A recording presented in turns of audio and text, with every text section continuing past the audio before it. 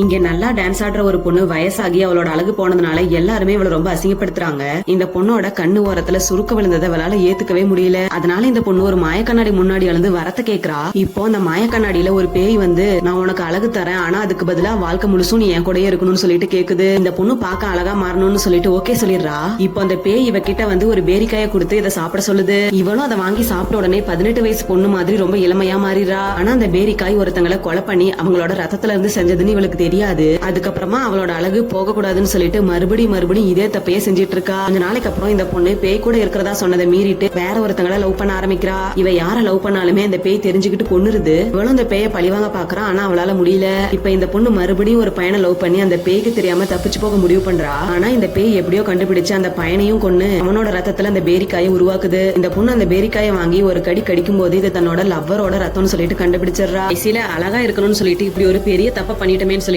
ரொம்ப ஃபீல் பண்றா.